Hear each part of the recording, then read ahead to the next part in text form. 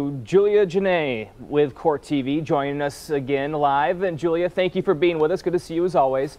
The prosecution, it's close to resting its case. So walk us through some of the similarities and differences we've seen up to this point in this trial compared to his wife's.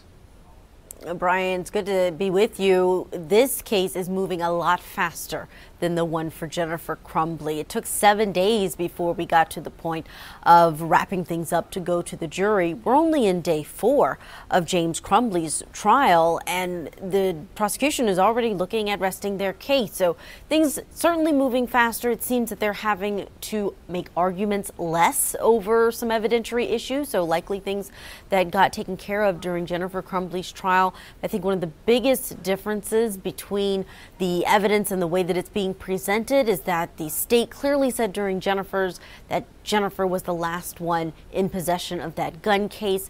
James is not, so they'll have to have another argument in front of this jury when it comes to why he is so culpable in this involuntary manslaughter case. Good point there. The attention, it now turns to the defense. Who could they call to take the stand, and will we see the shooter's father testify?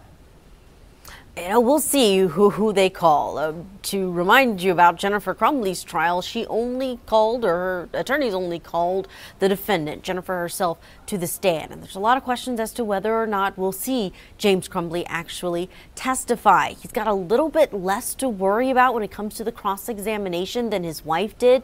She had some things going on behind the scenes outside of her home that didn't give her a very favorable look in the eyes of the public that James may not have to worry about.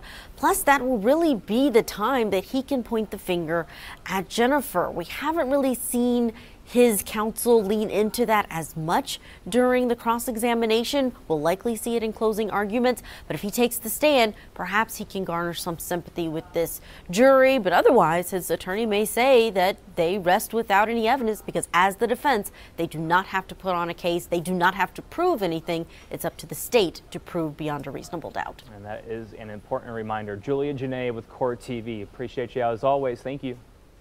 Thanks, Brian.